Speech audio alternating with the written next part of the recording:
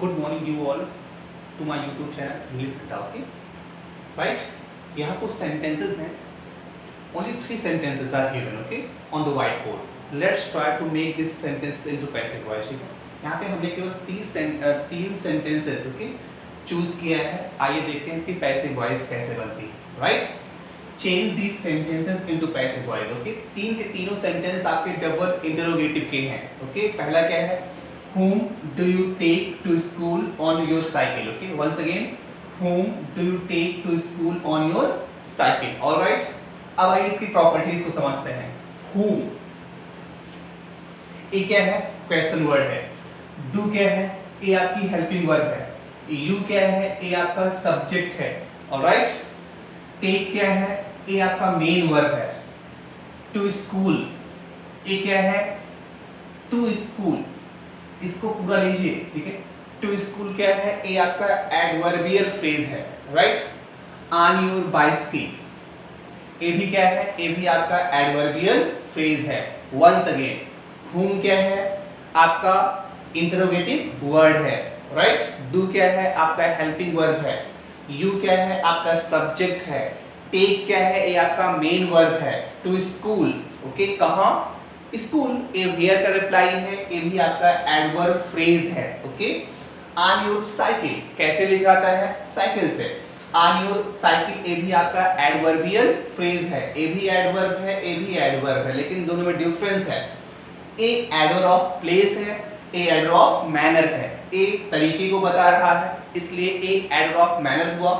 A place को बता रहा है, ए स्थान को बता रहा है, इसलिए ए एडवर्ब ऑफ प्लेस हुआ. टेक आपका मेन वर्ब हुआ, यू आपका सब्जेक्ट हुआ, डू आपका हेल्पिंग वर्ब हुआ, हुम आपका इंटरोगेटिव वर्ड हुआ. ऑलराइट. और हमने कहा था कि if there is no object in the sentence, the sentence can not be change into passive voice. हमने कहा अगर सेंटेंस में कोई ऑब्जेक्ट नहीं है तो सेंटेंस को हम पैसिव वॉइस में चेंज नहीं कर सकते. अब द प्रॉब्लम इज, ओके, अब समस्या है कि हम इस सेंटेंस को पैसिव वॉइस में चेंज कैसे करें. No problem. अब देखिए हम इस whom की प्रॉपर्टीज को समझते हैं. हम इस whom की प्रॉपर्टी को समझते हैं. whom क्या है?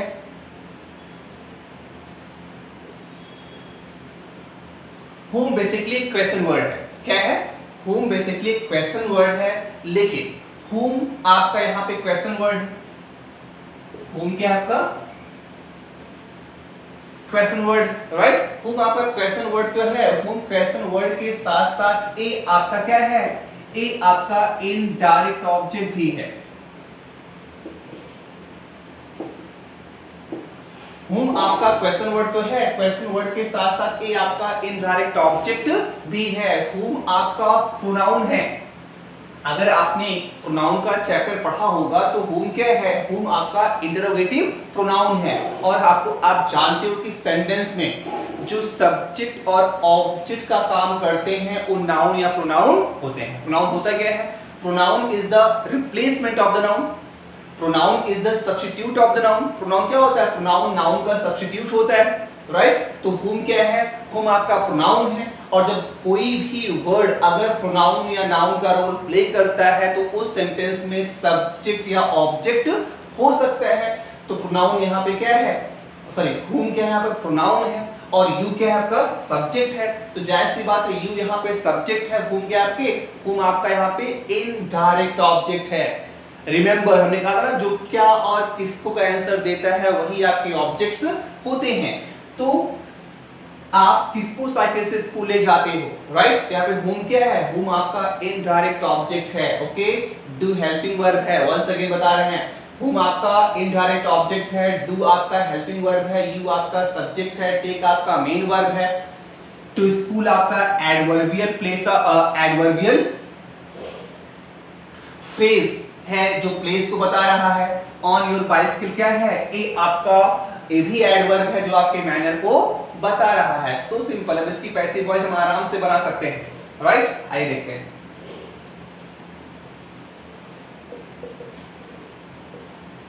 अब whom क्या है? यहाँ पर ऑब्जेक्ट है. जब इस whom को हम पैसिव वॉइस में चेंज करेंगे तो आप जानते हो कि एक्टिव वॉइस का ऑब्जेक्ट पैसिव वॉइस में क्या हो जाता है? एक्टिव वॉइस का ऑब्जेक्ट पैसिव वॉइस में सब्जेक्ट हो जाता है. राइट. आप क्या करते हो? मी को किस में चेंज करते हो? मी को आई में चेंज करते हो, राइट, हर को सी में चेंज करते हो, अस को वी में चेंज करते हो, ठीक। तो होम का किस में चेंज हो जाएगा, होम का हु में चेंज हो जाएगा, राइट। आपको थोड़ा ध्यान देना होगा, यहाँ पे होम क्या है, होम यहाँ पर डबल रोल प्ले कर रहा है। होम आपका क्वेश्चन वर्ड भी है और क्वेश्चन वर्ड होने के साथ साथ ये आपका इनडायरेक्ट ऑब्जेक्ट भी है। और आपको you know it very well कि इंग्लिश में इंटरोगेटिव वर्ड सेंटेंस के बिगिनिंग में लिखे जाते हैं, सबसे पहले लिखे जाते हैं। इसलिए जो आपका क्वेश्चन वर्ड का रूल है वो इसमें फॉलो नहीं होगा, क्योंकि हमारा क्वेश्चन वर्ड ही क्या है, क्वेश्चन वर्ड ही सेंटेंस का डायरेक्ट ऑब्जेक्ट या इनडायरेक्ट ऑब्जेक्ट है, राइट। तो क्वेश्चन वर्ड ही ऑब्जेक्ट का रोल प्ले कर रहा है, इसलिए यहाँ पर असर्टिव रूल को अप्लाई करोगे आप, राइट। तो हु हो गया होम का। जब आप होम जो ऑब्जेक्टिव केस में है एक्टिव वॉइस में, जब इसको पैसे में चेंज करोगे क्या हो जाएगा, हु हो जाएगा, राइट। और हु हमेशा सिंगुलर माना जाता है, इसके साथ सिंगुलर वर्ब भी आएगी, who is, alright, who is. अब टेक का थर्ड फॉर्म क्या होता है, टेकन होता है, who is taken, who is taken to school, who is taken to school on your cycle,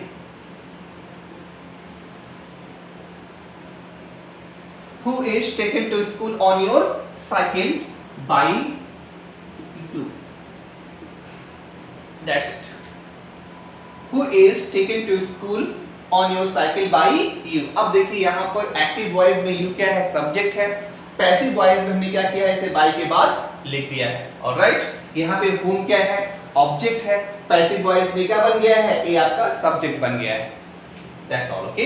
आइए दूसरा सेंटेंस देखते हैं, हु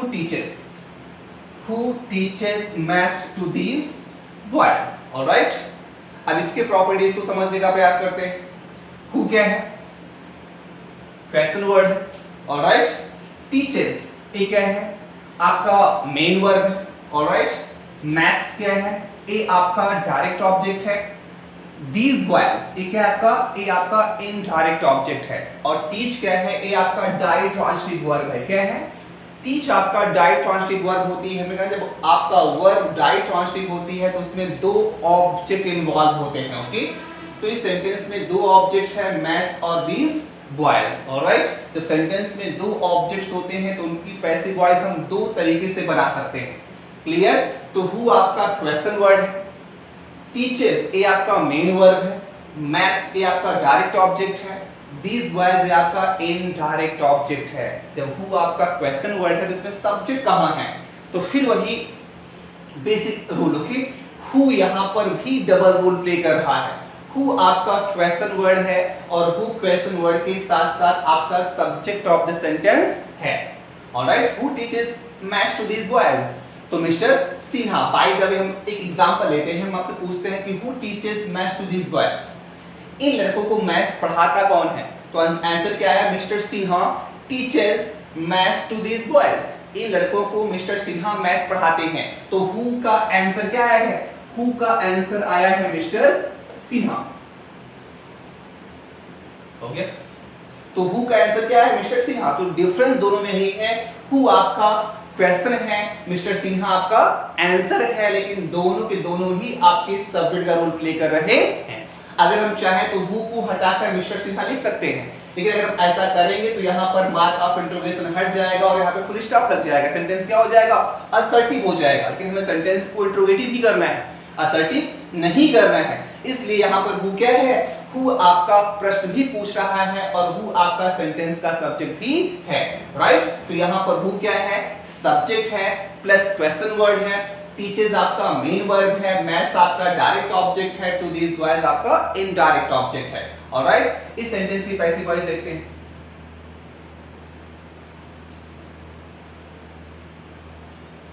हाँ, आप जानते हो जो सेंटेंस का सब्जेक्ट होता है उसे पैसिव वॉइस में बाय के बाद रखा जाता है। सेंटेंस का जो सब्जेक्ट होता है उसे पैसिव में बाय के बाद रखा जाता है। Bye the way for example you यहाँ पे सब्जेक्ट है, पैसिव वॉइस में से बाय के बाद रखा गया है। तो यहाँ पे हु क्या है, यहाँ पर आपका हु सब्जेक्ट है, पैसिव वॉइस में से हम बाय के बाद रखेंगे। लेकिन वन मोर क्वेश्चन, ओके, ये आपका क्वेश्चन वर्ड भी है और इंग्लिश में क्वेश्चन वर्ड सबसे पहले लिखे जाते हैं। अगर एक क्वेश्चन वर्ड ना होता, कोई असर्टिव वर्ड होता तो इसे आखिरी में लिखते, जैसे यहाँ पर लिखा है आखिरी में, लेकिन यहाँ पे क्या है, यही क्वेश्चन वर्ड है, यही सेंटेंस का सब्जेक्ट भी है, इसलिए इसे सेंटेंस के बिगिनिंग में लिखा जाएगा। ऑलराइट,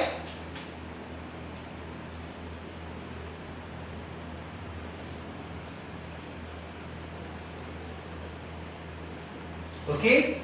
हु आपका सब्जेक्ट है, पैसिव में लिखोगे तो क्या हो जाएगा, ए बाय के बाद लिखा जाएगा तो क्या हो जाएगा, बाय हु।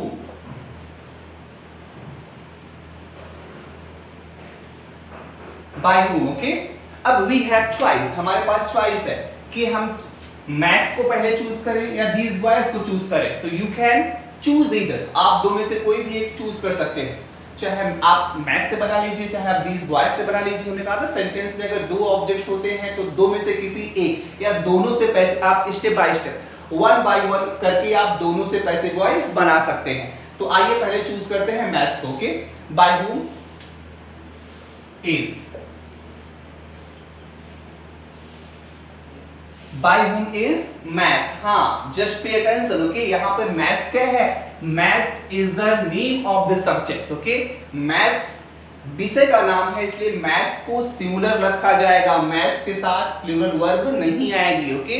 इसलिए मैथ्स के साथ हमने वर्ब इज का यूज किया है, by whom is maths, okay. अब टीच वर्ब का थर्ड फॉर्म क्या होता है, टॉट होता है, by whom is maths, taught to these boys.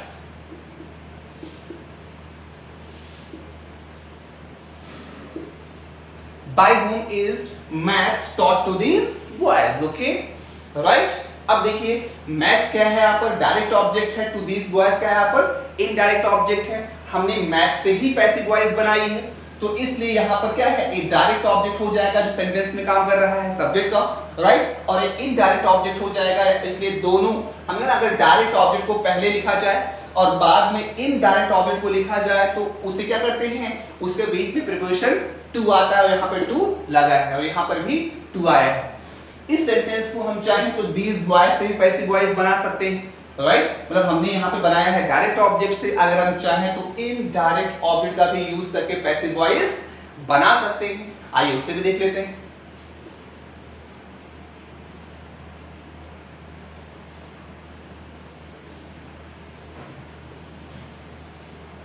Bye whom, okay. अब देखिए यहाँ पे मैथ सब्जेक्ट था तो वर्ब इज आई, लेकिन यहाँ पे दीज बॉयज हो जाएगा तो वर्ब क्या आएगा, आर आएगा, ओके। बाय हूम आर,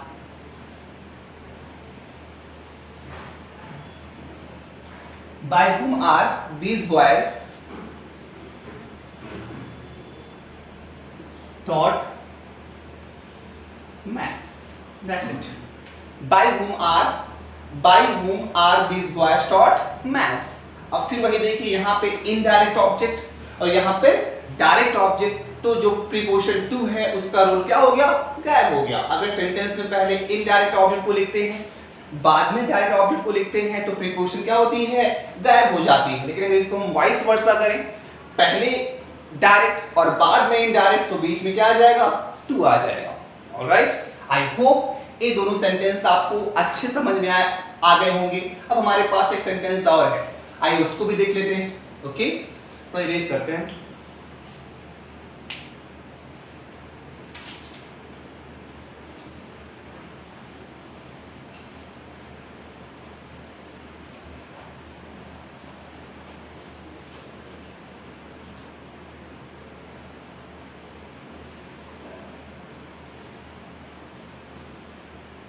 हाँ, हमारा थर्ड सेंटेंस है, which school does Shubham select. एक सिलेक्ट है,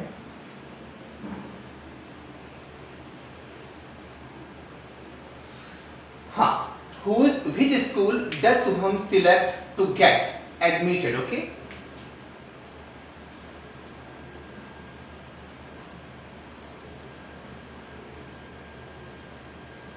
To get admitted, which, once again, which school does Shubham select to get admitted? चलिए आइए इसकी प्रॉपर्टीज को हम समझते हैं। अब यहाँ पे देखिए व्हिच के साथ स्कूल भी लगा हुआ है और एक कंपाउंड इंट्रोगेटिव वर्ड बना है, राइट। व्हिच के साथ स्कूल भी लगा है, मतलब दोनों को we can't separate it, right. We can't separate which from the school. हम व्हिच को स्कूल से सेपरेट नहीं कर सकते, दोनों जहां भी यूज किए जाएंगे कंबाइंड ही यूज किए जाएंगे, राइट। यहाँ पे व्हिच क्या है, यहाँ पर व्हिच आपका इंटरोगेटिव प्रोनाउन नहीं है। यहाँ पर व्हिच की अगर प्रॉपर्टीज, व्हिच तो इंटरोगेटिव वर्ड है, लेकिन अगर इसको हम as a part of speech के एंगल से देखें तो व्हिच क्या है, व्हिच आपका इंटरोगेटिव एडजेक्टिव है, राइट। व्हिच क्या है, वंस अगेन व्हिच आपका इंटरोगेटिव एडजेक्टिव है जो स्कूल को क्या कर रहा है, क्वालिफाई कर रहा है, ओके। वंस अगेन अगर व्हिच को हम नॉर्मली देखें तो व्हिच हमारा क्वेश्चन वर्ड है, अगर हम और डीप में जाएं, व्हिच की प्रॉपर्टी को देखें, व्हिच के पार्ट ऑफ स्पीच को देखें तो व्हिच क्या है, व्हिच आपका क्या है, इंटरोगेटिव एडजेक्टिव है जो स्कूल नाम के नाउन को क्वालिफाई कर रहा है, इसलिए इसे साथ में ही लिखा जाएगा, right. Which school does Shubham select to get admitted. Admission के लिए शुभम कौन सा स्कूल चूज करता है, कौन सा स्कूल सिलेक्ट करता है, इसका मीनिंग हुआ, ओके। तो व्हिच स्कूल यहाँ पे क्या है आपका, एक पूरा का पूरा ये क्या है, क्वेश्चन वर्ड है। डज क्या है, ये आपका हेल्पिंग वर्ब है। शुभम क्या है, शुभम आपका सब्जेक्ट ऑफ द सेंटेंस है। सिलेक्ट ये क्या है, ये आपका मेन वर्ब है। और जो पूरी फ्रेज है टू गेट एडमिटेड, ये जो पूरी फ्रेज है आपके एडवर्ब का काम कर रही है, समझ रही है, ये आपका पूरा एडवर्ब का काम कर रही है, ओके। तो फिर से एट अ ग्लांस देखते हैं, व्हिच स्कूल ये आपका क्वेश्चन वर्ड है। डज आपका क्या है, ये आपका हेल्पिंग वर्ब है। शुभम क्या है, ये सब्जेक्ट ऑफ द सेंटेंस है। सिलेक्ट क्या है, ये आपका मेन वर्ब है, ये आपका एडवर्ब है, ओके। अब यहाँ पर ऑब्जेक्ट का प्रॉब्लम फंसता है, तो नो प्रॉब्लम। व्हिच स्कूल क्या है, यहाँ पर क्वेश्चन वर्ड तो है, लेकिन क्वेश्चन वर्ड के साथ साथ ये आपका डायरेक्ट ऑब्जेक्ट भी है, ओके। तो यहाँ पर वही चीज फॉलो होती है, यहाँ पे व्हिच स्कूल भी आपका डबल रोल प्ले कर रहा है। यहाँ पर व्हिच स्कूल आपका इंट्रोगेटिव वर्ड भी है और as well as the object of the sentence भी है, राइट। तो अब इसको पैसिव वॉइस देखते हैं। तो यहाँ पे व्हिच स्कूल क्या है, इंट्रोगेटिव वर्ड है और क्या है, ऑब्जेक्ट भी है। आपको पता है कि एक्टिव वॉइस का ऑब्जेक्ट पैसिव वॉइस भी क्या हो जाता है, सब्जेक्ट हो जाता है, और क्वेश्चन वर्ड को सबसे पहले लिखा जाता है, क्लियर। फिर पैसिव वॉइस देखते हैं,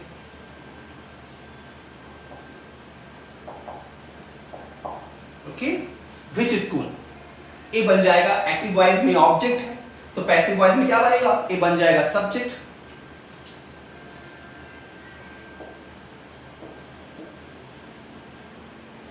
which school, alright.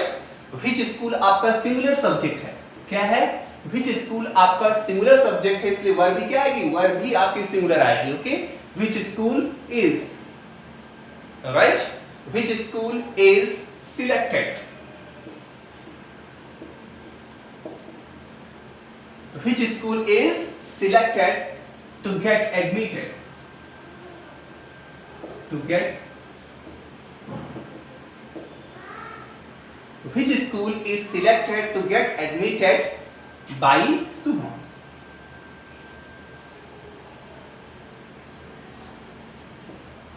which school is selected to get admitted by Shubham, okay। Once again यहाँ पर व्हिच स्कूल क्या है, यहाँ पर व्हिच स्कूल आपका ऑब्जेक्ट भी है, और यहाँ पे व्हिच स्कूल आपका ऑब्जेक्ट है, और ऑब्जेक्ट होने के साथ साथ क्वेश्चन वर्ड है।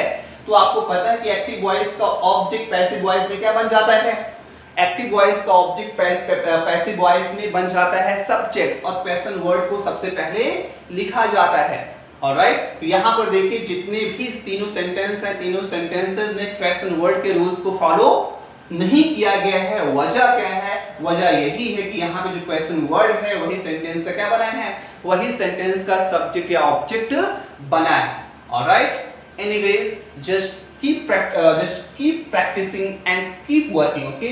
आई होप ये वीडियो आपको अच्छी लगी होगी और आपको समझ में आया होगा। बाय द वे अगर आपको जो भी चीज समझ में ना आई हो, you can comment me below, okay. आप मुझे नीचे कमेंट कर सकते हैं, I will reply it soon, okay. Thanks for watching. और हाँ, अगर आपको ये वीडियो अच्छी लगी हो तो please don't forget to like, share and subscribe. Okay, thanks for watching.